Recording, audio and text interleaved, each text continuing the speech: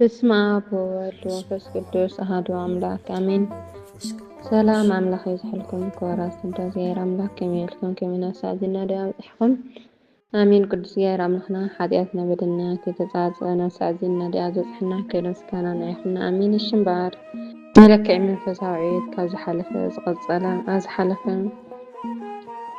መበል 10 ክፋል ኮይኑ ምዕራፍ 4-8 ነጥብታት ትሕትና ካብኣቶም ድማ ትሕትና መንፈሳዊ ህይወት ሓቀኛ ትሕትና እናሰርሕካ ትሑት ምዃን ዝብልን ናይ ኣዴታትና ኣቦታትና ትሕትና ርኢና ነርና።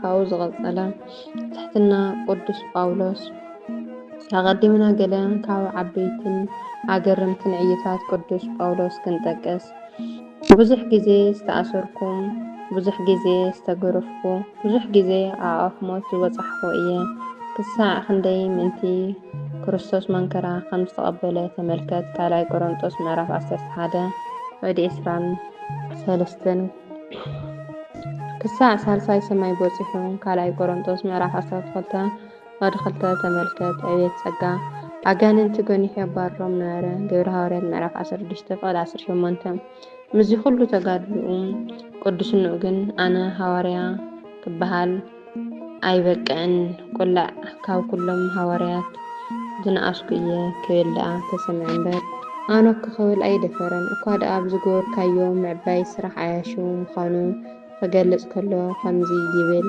ከም ጽሉል ደኣ እየ ዝዛረብ ዘለኹ እምበር ኣነ እበልጾም እየ።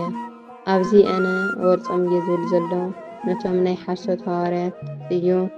እቲ ዘገርም ዋላ እውን ነቶም ሓጢኣተኛታት ዝበሃሉ እበልጾም እየ ምባል ዘረባ ዓያሹ ምዃኑ ነታ ከም ጽሉል ደኣ እየ ዝዛረብ ዘለኹ እምበር ዝበላ ትኹረት ግበረላ። ቅዱስ ጳውሎስ በዚያ ይውቅዕን ብዛዕባ እቲ ዝወረደ መከራታት ድሕሪ ምዝርዛር ከምዚ እንድየ ዝገበርኩ ከምዚ እንድየ ዝወረደኒ እናበልካ ውዕልኻ ምፅብፃብ ናይ ዓያሹ ምዃኑ ክገልጽ ከሎ ከም ዓሻ እየ ዝተዛረብኩ ይብል።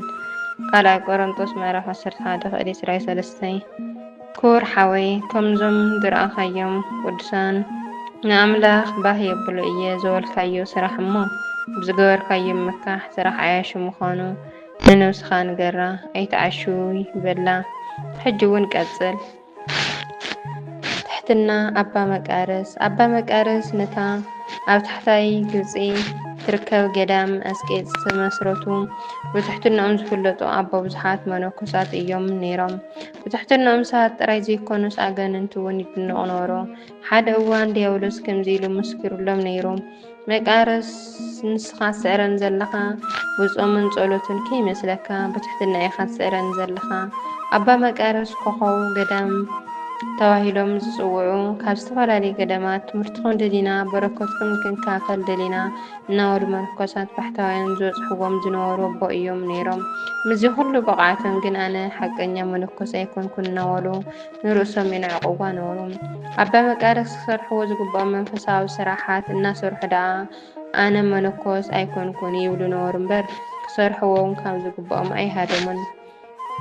እምበኣር ክቡር ሓወይ ነዞም ትሪኦም ዝፀናሕካ ካልኦት ኣብነታት ጌርካ እናሰርሕካ ትሑት ምዃን ተላመድ፣ ኣስተውዕል። ካባኻ ብዝበለፀ ክሰርሕዎ ዝኽእሉ ምህላዎም ተፈለጥካ ግን ካባይ ኢኻ ለሓወይ ሓይሽ እንትበልካ ጽቡቕ እዩ።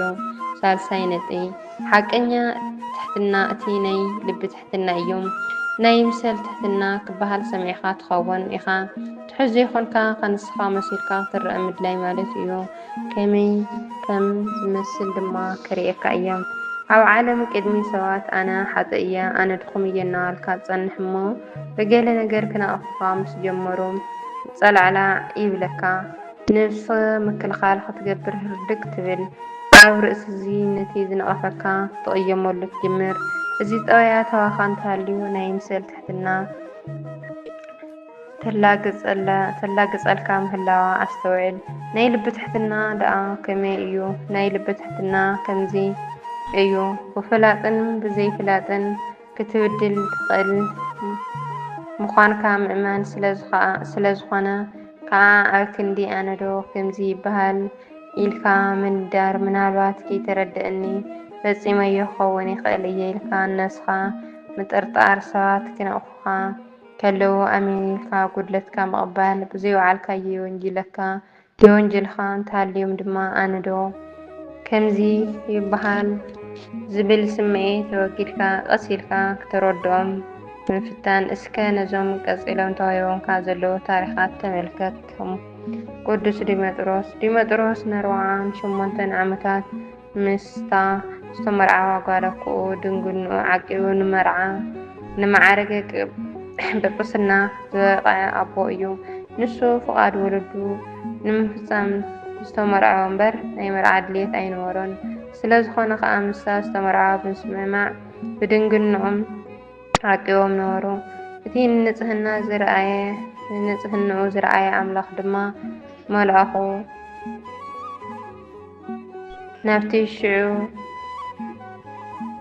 ዝነበረ ጳጳስ ለይኹን ንዲሜጥሮስ ጳጳስ ገይሩ ክሾሞ ኣዘዞ።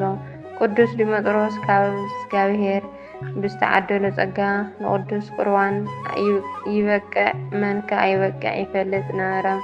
ስለ ዝኾነ ከዓ ኣብ ግዜ ቁርባን ነቶም ክቕበሉ ዝመፁ ሰባት ንስኻ ተቐበል፣ ንስኻ ግን ካብ ሓጢኣትካ ተነሳ እናበለ ይመልሶም ነበረ። እቲ ህዝቢ ብስራሕ ቅዱስ ዲሜጥሮስ ክቕየም ጀመረ። እዚ ዝተመርዒዩ ጵጵስና ክቕበል ዘይፈርሐስ መን ኮይኑ እዩ? ንስኻ ተቐበል ንስኻ ይትቐበል እናበለ ዝፈላለየና እናበሉ ምሕማይ ናይ መዓልታዊ ስርሖም ኮነ። ይኹን እምበር ቅዱስ ዲሜጥሮስ ሕሜታ እንተሓማያይ ኣብ መንግስተ ሰማይ ከም ዘይፈልዮ ስለ ዝፈልጥ ስለምንታይ መን ምዃነይ ከይፈለጥኩም ተሓሚኒ ኣይበሎምን እኳ ደኣ ዝበለፀ የገልግሎም ነበረ።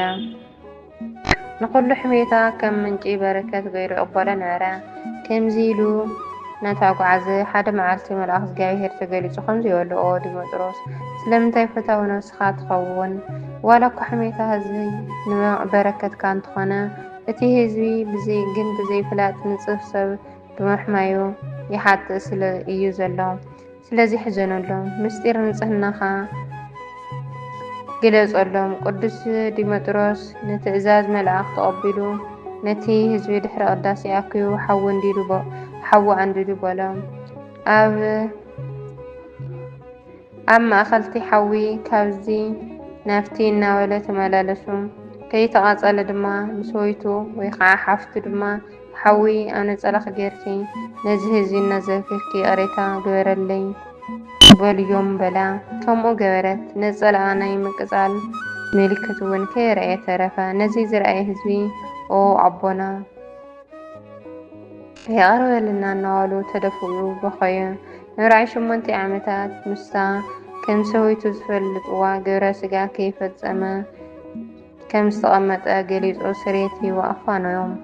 ተመልከት ኣንባቢ። ንቅዱስ ዲሜጥሮስ ሕሜታ ህዝቢ ተቐቢሉ ብተወፋይነት ከም ዘገልግሎም ዝገበረቶ እዛ ናይ ልቢ ትሕትና እያ። ክቡር ሓወይ ክትንቀፍ ከለኻ ትባሳጮ ተቆጣዕ እንተኮይንካ ናይ ልቢ ትሕትና ክትወሃበካ ኣበርቲዕኻ ጸሊ። ኣብ ትሕመየሉ ኮነ ትንቀፈሉ ነቶም ነቐፍትኻ ደኣ ኣሕዘነሎም እምበር ንዓኻስ ንበረከት እዩ። ኣባ ሙሴ ጸሊም ኣብ ገዳሞም ዘጋጠመ ናይ ሓደ መነኮስ ጉድለት ማእኸላይ ሽማግለ ኮይኖም ክሽንግሉ በቶም መነኮሳት መፀዋዕታ ተገበረሎም። ኣባ ሙሴ ግን ነዚ ኣነ መን ኮይነ እየ ዝሽንግል ኢሎም ኣበዩ። ተደጋጋሚ መፀዋዕታ ምስ ተገበረሎም ግን ሓደ ነገር ተጣወው። መሽማዕ ሕፃ ተሰኪሞም ከድዎም። ኣቶም ደቀይ እንታይ ኢኹም ትብሉኒ ዘለኹም? ኣነ ከምዚ ሕፃ ዝምብዙሕን ዝምኽዋድን ሓጢኣት ተሰኪመ ዝነብር ዘለኹ ሓጥእ ሰብ እየ። ደቀ በደል ብፃይና ሓደግና በደልና ደኣ ንሰከም ሓደ እኳ ናይቲ ሓደ ፈራድ ክኸውን ኣይመነ ኢሎም ከዱ።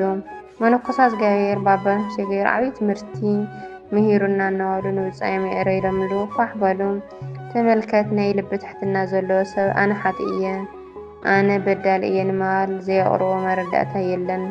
ክቡር ሓወይ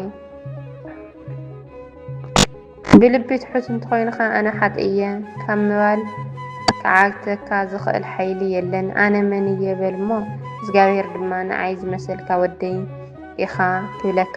ንሱ ፈጣሪ ዓለማት ከንሱ ትሕት ኢሉ ኣብዛ ምድሪ ተመላሊሱ እዩ። ርእሶም ትሕዘብሉ ድማ ናይ ግብሪ ደቁ እዮም።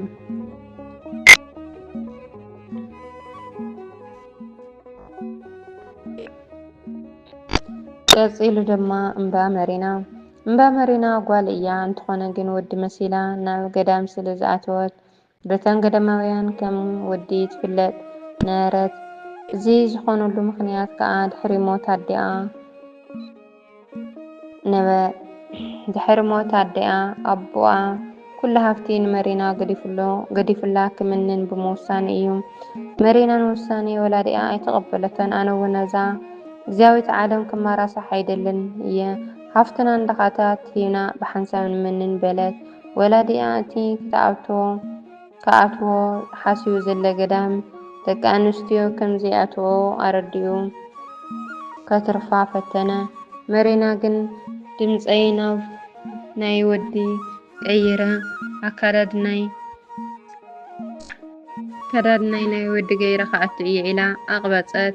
ኣብ መወዳእታ ከዓ ከም ሓሳዋ ኮነላ። ኣብቲ ገዳም ከዓ ከም ወዲ ተፈለጠት ኣባ መሪና ተባሂላ ተፀውዐት። ኣባ መሪና ብተኣዛዝነታ ብጸሎታ ኣብቲ ገዳም ተፈታዊት ኮነት። ኩላቶም መነኮሳት ከዓ ናይ ኣባ መሪና ጸጋስ ፍሉይ እዩ እናበሉ ይድንቑ ነበሩ። ካብ ዕለታት ሓንቲ መዓልቲ ናብቲ ከባቢ ዓዲ ምስ ገለ መነኮሳት ተላኢኻ ኸደት።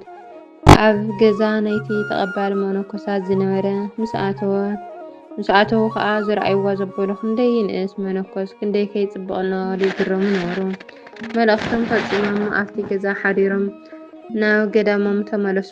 ኣብቲ ለይቲ ጓልቲ ዋና ገዛ ምስ ሓደ ወታደር ብዝሙት ወዲቓ ነበረት። ጥንሳ ክፍለጥ ምስ ጀመረ ከዓ እንታይ እዩ ዝገብረና ክትጭነቕ ጀመረት። እቲ ወታደር ብምክሪ ሰይጣን ተታሊሉ ካብ ሓደ መዓልቲ ኣብ ገዛና ዝሓደረ ኣባ መሪና ዝበሃል መነኮስ እየጠኒሰዮ በሊ ኢሉ መኸራ። እታ ጓል እውን ከምኡ በለት።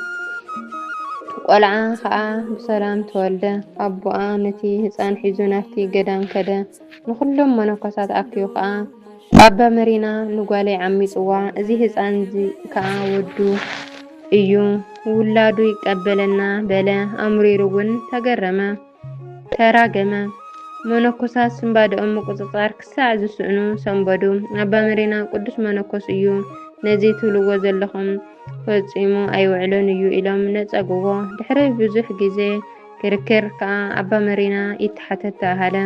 እምባ መሪና ምስ ተሓተተት ሰጋእ መጋእ ከይበለት ኣቦታተይ መነኮሳት እዚ ዝበሃል ዘሎ ሓቂ እዩ ሰብየ እሞ ተጋግኹም በርግፅ ዓሚፀያ እየ በለት።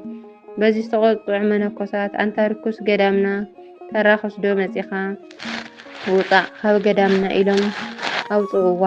እምባ መሪና ነቲ ህፃን ሒዛ ወፀት። ካብ ጓሶ ጸለሚና ናስተይት ከዓ እቲ ዕብየቶ። እቲ ቆልዓ ወዲ 10 ዓመት ምስ ኮነ ከዓ ብሰላም ዓረፈት። መነኮሳት ገንዝዋ ምስ ቀረቡ ከዓ ፆታኣ ናይ ጓል ኣንስተይቲ ኮይኑ ረኸብዎ። ኣብ ልቦም ናሃሮም ኣምሪሮም በኸዩ። ጓል ከንሳ ወዲ እየ ኢላ ምእታዋን ነቲ ኩሉ ግፍዕታት ብትዕግስቲ ምቕባላ ኣደንቖም። ኣብ ሬሳኣ ተንበርኪኾም ይቕሬታ ለመኑ። ክቡር ሓወይ እቲ ናይ ልቢ ትሕትና ከመይ ከም ዝመስል ረኣዮ። ንሓንቲ መዓልቲ ንሰሙን ወይ ንኣዋርሕ ጥራሕ ኣይኮነን ዝጸንዕ ክሳዕ ዕለተ ሞት በቃ ክሳዕ ዕለተ ሞት ናብታ ታሪክ ምልስ ንበል እሞ እምባ መሪና ካብቲ ዘጋጠማ ናይ ጸለመ ፈተና ክትከላኸሎ ትደሊ ነዊሕ ከይኸደት ፆታ ኣርያ ምተኸላኸለቶ። ንሳ ግን ናይ ዝዓለም ውርዴት ዝጠቕመኒ ብምባል ኣሚን ኢላ ተቐበለቶም። ከም እምነታ ከዓ ምስ ዓረፈት ቅዱሳን መላእኽቲ ኣብታ በዓቲ ክወርዱን ክድይቡን ሓደሩ። እቲ ዘገርም እረ ርእስኻ ዘነቕነቕ በቲ ዘይገበርካዮስ ይጽናሕ እሞ በቲ ዝገበርካዮ ክትንቀፍ ከለኻ ኣሚን ኢልካ ምቕባል ኣስሒካ ነብሰ ምክልኻል ንምግባር ተዕለብጥ ከለኻ እዩ። ክቡር ሓወይ ኣጆኻ ሰባት ይንቀፍኻ እሞ ኣሚን በሎም። ንግዚኡ ክትዕርዕረካ እያ ፀኒሓ ግን ከም መዓር ትምቅረካ እያ። ኣስተውዕል ድሕርዚ ታሪክ ካሊእ ታሪክ ኣይኮነን ዘድልየካ በቃ ሰራሒ ታሪክ ምዃን እዩ ዘድልየካ። ይቕፅል። ወስብሐት ለእግዚአብሔር ወለወላዲቱ ድንግል ወለመስቀሉ ክቡር ኣሚን።